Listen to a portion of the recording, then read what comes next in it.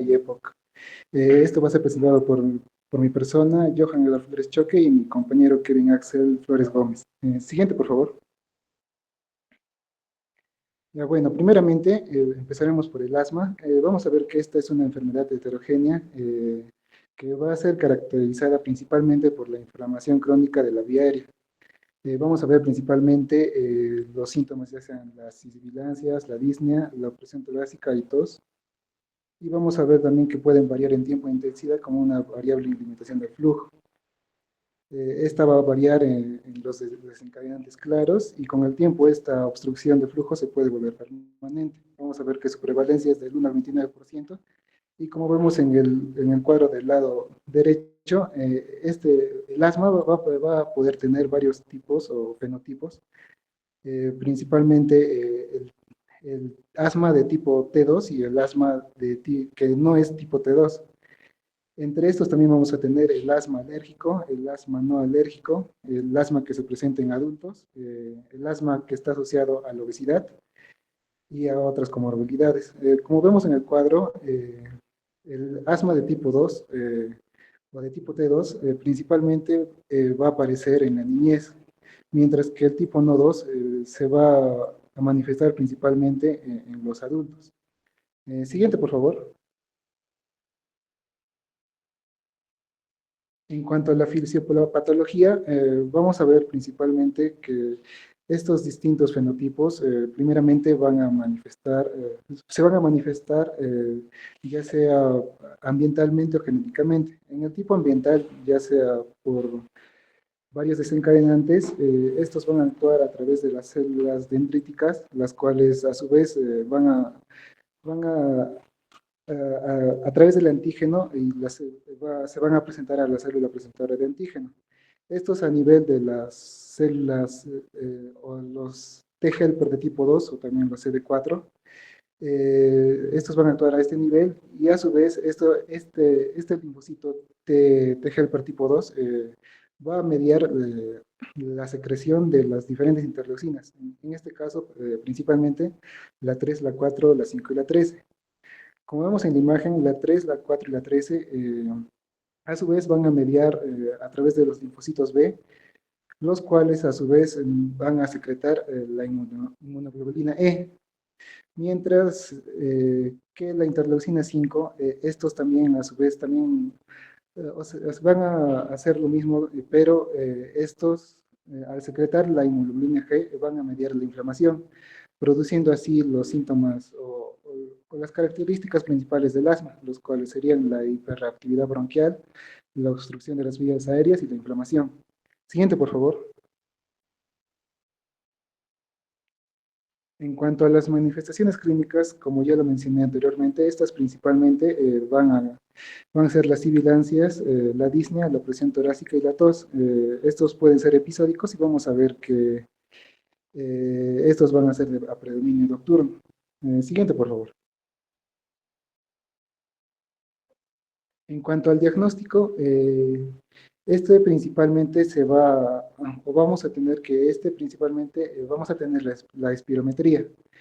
En esta espirometría tenemos que ver un margen de referencia, el cual vamos a ver la relación entre el flujo expirado forzado y también de la capacidad vital forzada.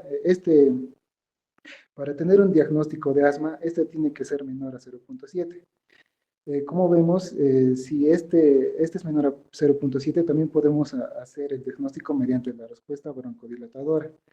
En este caso, para diagnosticar el asma, tenemos que ver que el flujo expiratorio forzado tiene que ser mayor a 12% o mayor a 200 miligramos. También podemos usar el examen del óxido nítrico, el cual va a ser un flujo expirado. Para tener un diagnóstico de asma, tenemos que encontrar en mayor de 50 unidades. Y así podríamos confirmar el asma. Siguiente, por favor. En cuanto al manejo, este va a ser principalmente lograr o buscar lograr el control de síntomas y reducir riesgos, ya sea alejar al paciente de los alérgenos que puedan estar produciendo el asma, eh, eh, que el paciente deje de fumar o se aleje de algún lugar que esté asociado al tabaquismo y otras comorbilidades.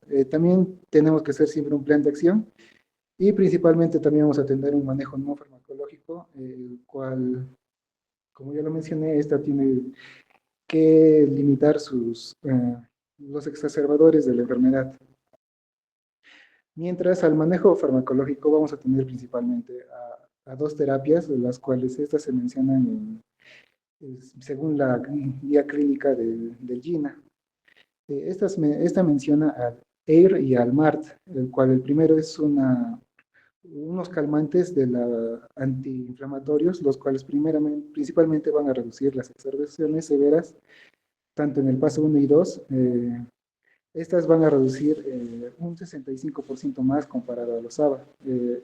Esta terapia EIR principalmente va a ser o va a estar compuesta por un, un corticoide de vía inhalada más el formoterol, el cual es un LABA o un beta antagonista de acción larga.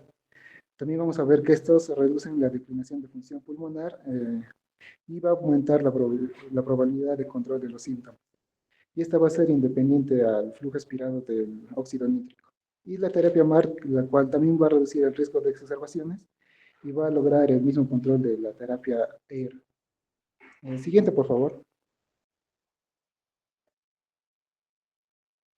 En cuanto al manejo, según la guía clínica del GINA, vamos a tener varios pasos. Primeramente, el paso uno y 2, que nos indica que podemos usar simplemente una baja dosis ya sea de corticoides inhalados con formoterol. El paso 3, vamos a tener una dosis de baja de mantenimiento y un calmante, ya sea del tipo MART, con corticoides inhalados más formoterol. El step 4 ya con una dosis media de mantenimiento y también seguimos usando la terapia MART con una baja dosis de corticoides inhalados y formoterol. En cuanto al paso 5, siguiente por favor. El paso 5, vamos a tener una remisión clínica de asma, esta para investigación de manejo. Vamos a ver que principalmente tenemos que optimizar el manejo y descartar si este tipo de asma es mediado por otros tipos de enfermedades. O sea, tenemos que diagnosticar precisamente el asma. Vamos a ver también que antes de usar la terapia con biológicos, podemos usar otras opciones, ya sea incrementar la terapia de los corticoides inhalados más los LABAs, en este caso el formoterol, usando dosis más altas o ya usando los antimuscarínicos de acción larga.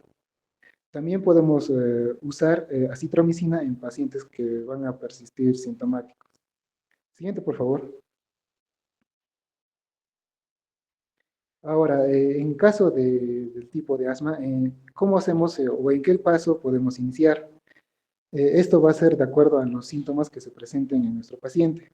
Eh, Vamos a ver principalmente que si los síntomas son menos o estos aparecen de 3 a 5 días a la semana y que el paciente va a tener una función normal, podemos empezar con una baja dosis de corticoides inhalados más el formoterol. Vamos a ver también que vamos a tener otro tipo de terapia que podemos empezar con los corticoides inhalados y también con los beta agonistas de acción corta.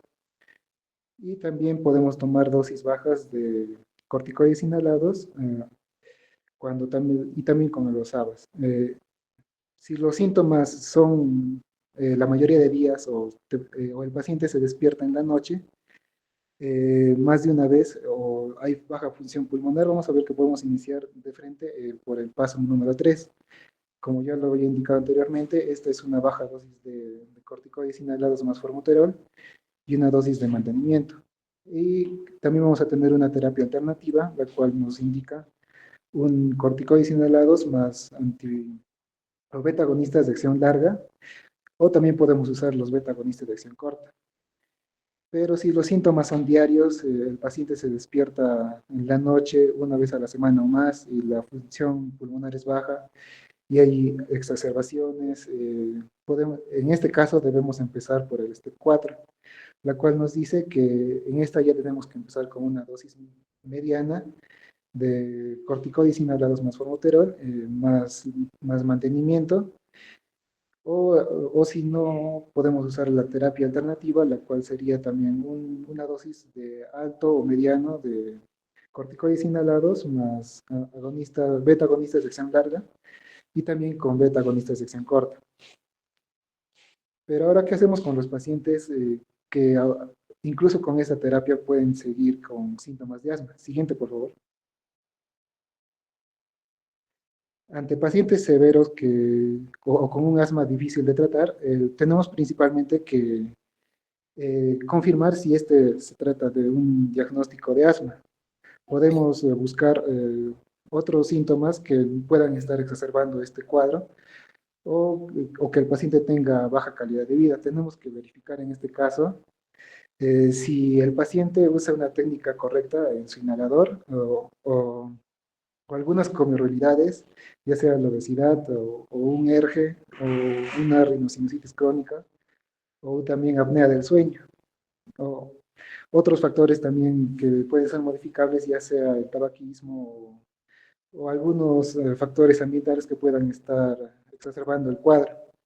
Después de esto nos podemos, después de esto podemos educar también al paciente en el cuadro de asma, pero si aún así este asma es incontrolado, podemos ver esta respuesta a los 3 a 6 meses, pero si no es controlado, ya lo catalogamos como un asma severo. Y si no es posible tratar, vamos a pasar a otros pasos. Siguiente, por favor. En caso de un asma severo ya diagnosticado, vamos a ver que principalmente tenemos que diferenciar si este es un asma de tipo 2 o un asma de tipo no 2. Si es un asma de tipo no 2, vamos a ver que podemos usar otra terapia, ya sea aumentar las terapias que actualmente son administradas o considerar el agregar otras terapias, ya sea los antimuscarínicos de acción larga, usar bajas dosis como el anti-interleucina 4 o el anti-SLP. Pero si este asma es del fenotipo de tipo 2, vamos a ver que, siguiente por favor, en este caso ya podemos hacer el uso de los biológicos. Pero ¿cuál biológico sería el adecuado? Esta va a ser elegible de acuerdo al anticuerpo que está actuando en este tipo de asma. Si en este caso vamos a tener o a la inmunoglobulina E, podemos usar el biológico omalizumab. Pero si este asma actúa a nivel de la interleucina 5, podemos usar otros tipos, ya sea el benralizumab o el mepolizumab. Ante una interleucina 4 podemos usar el dupilumab y ante un TSLP el tcpilumab. Siguiente, por favor. Finalmente vamos a tener estos cuadros, los cuales nos dicen cómo debemos actuar ante un asma o una crisis asmática, ya sea en el primer nivel de atención o en UCI. Primeramente tenemos que ver si el paciente presenta una exacerbación aguda de su asma. Después tenemos que ver si o si nuestro paciente realmente tiene asma o si estos factores que van a tener una mortalidad alta en el paciente y vamos a ver y de acuerdo a esto vamos a poder clasificarlo en tres tipos, ya sea en severo, moderado, en leve, moderado, en severo y un asma que trate a la vida. En el leve o moderado tenemos que ver si el paciente puede hablar en frases, se prefiere sentar a estar echado y no está agitado. si su frecuencia respiratoria está alta o si está usando los músculos accesorios. También tenemos que ver que si su pulso cardíaco está entre 100 a 120 latidos por minuto y si su saturación a nivel del mar va a estar entre 90 y 95. Esta será catalogada también severa si el paciente puede hablar en solo palabras o parafraseando, se sienta con dolor o está agitado. Vamos a ver también que si su frecuencia respiratoria va a ser mayor a 30 respiraciones por minuto o si en este caso sí está usando los músculos accesorios. También vamos a ver si su pulso cardíaco va a ser mayor a los 120 latidos por minuto. En este caso también vamos a ver que este asma va a presentar una saturación menor del 90%. Eh, Ahora, en cuanto a un asma que pueda causar la muerte, vamos a ver que el paciente puede encontrarse mareado, confuso o con el tórax silente.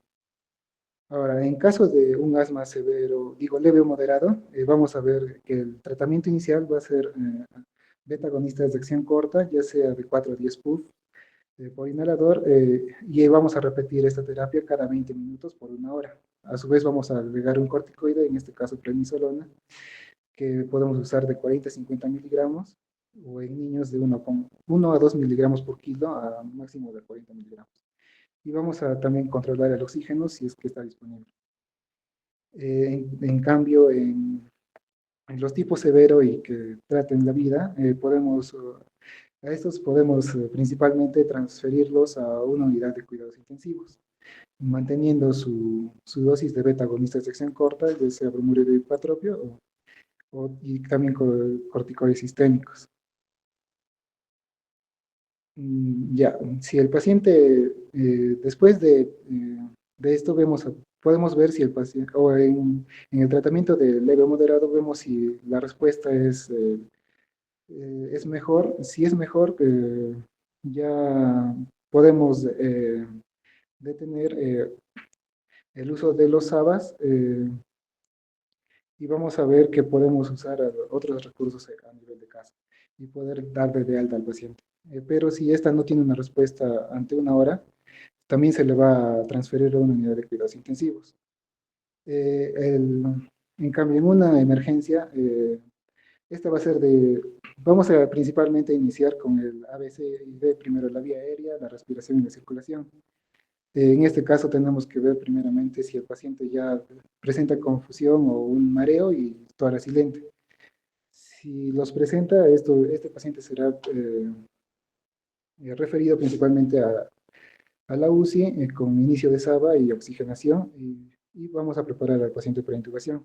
Pero si no presenta estos síntomas, hacemos un triaje exhaustivo y podemos clasificarlo como en el anterior caso, en leve, moderado o severo. Y, y si esto continúa, también podemos referirlos a la UCI. Eso sería todo de asma. Paso a mi siguiente compañero. Me ha gustado que hayas utilizado la guía Gina. Antes de que termines, tengo unas cuantas preguntas para ti. A mí lo que me interesa es que aprendan en emergencia con recursos limitados, porque seamos sinceros, en emergencia de nuestros hospitales, sea Ministerio de Salud, siempre hay recursos bastante limitados. ¿Cuál sería la indicación de cómo sería una ah, paciente que viene con asma, saturando 60%, sin complicaciones, tranquilamente? ¿Cuál es el tratamiento, las indicaciones que tú colocarías? Y la segunda, tu paciente tiene un asma tan marcada, utiliza corticoides, inhaladores, todo lo que tú quieras, pero tienes la necesidad de intubar a este paciente por la hipoxemia marcada.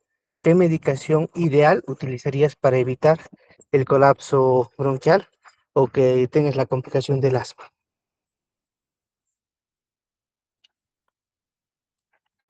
En el primer caso, en el paciente que está saturando menos de 60, podríamos usar, como dice la guía Gina, primeramente corticoides inhalados más el uso de beta-agonistas de acción corta. En el segundo caso, en el paciente intubado, también podríamos, ¿cómo se llama? Ya, en la primera instancia sí te acepto corticoides inhalados bueno, betas.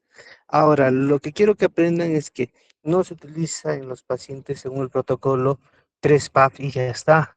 Cuando ustedes vean un paciente en emergencia que esté con una crisis asmática evidente, lo que tienen que hacer es utilizar de 3, 4, 5, hasta 10, 12 PAP de cada 5 minutos y después los paseamos cada 15 minutos hasta que el asma se rompa. Otra opción que van a ver que es también, no está muy bien descrita en la GINA, pero en algunos otras bibliografías, el uso de adrenalina y nebulización, que también te puede ayudar a romper el asma, sí, es un medicamento que te puede ayudar en muchas cosas. Ahora, si tú vas a intubar un paciente con crisis asmática, lo ideal es que lo intubes con la sedación de ketamina, porque la ketamina es un broncodilatador. Apenas coloques la ketamina en el paciente, vas a ver que va a haber una broncodilatación y la saturación va a mejorar. Pero ojo, este es un sedante que te ayuda a la intubación, no es un tratamiento delectivo, porque si tú le das ketamina en infusión, no va a mejorar el asma. ¿Ya? Continuemos.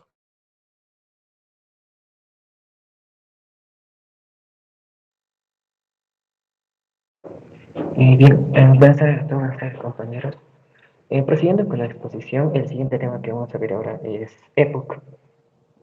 Bien, como introducción vamos a ver que el EPOC es una enfermedad frecuente, crónica, prevenible, pero a diferencia del asma, esta es una enfermedad no reversible. Es decir, nosotros solo la podemos tratar, pero como vamos a ver más adelante, por más que nosotros apliquemos broncodilatadores, la función, el ver, no va a mejorar, que es una característica de un patrón constructivo. Bueno, los síntomas van a ser similares a los del asma, ¿no? Disnea, tos, esputo, y hay básicamente una limitación en el flujo aéreo persistente. El EPOC va a comprender básicamente dos condiciones, ¿no? La bronquitis crónica y el enfisema. Siguiente diapositiva, por favor. Bien, entonces, esa es la definición respecto a la guía Gold de la última del año 2024, donde nos dice que el EPOC es una condición pulmonar heterogénea caracterizada por síntomas respiratorios crónicos debido a anormalidades de la vía aérea. Y aquí tenemos los dos componentes, ¿no? La vía aérea proximal, donde tenemos la bronquitis y la bronquiolitis, y la vía aérea distal, donde hay una afectación de los alveolos. Esto va a ser característico del enfisema. Y bueno, aquí básicamente lo que vamos a ver es una destrucción de los alveolos y de los septos interalveolares, ¿no? La prevalencia que tenemos en el EPOC actualmente se considera que aproximadamente la prevalencia mundial es de 10.3 y que causa 3 millones de muertes por año.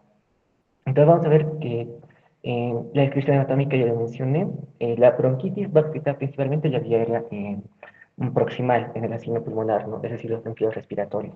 Y el enfisema la distal, los conductos alveolares y los sacos alveolares. Pero esto no es del todo estricto, ¿no? Porque hay un tipo de enfisema, por ejemplo, el centro acinar o centro lobular, que también va a afectar los bronquiolos respiratorios. Pero de acuerdo a qué estructura se afecte, la clínica va a predominar.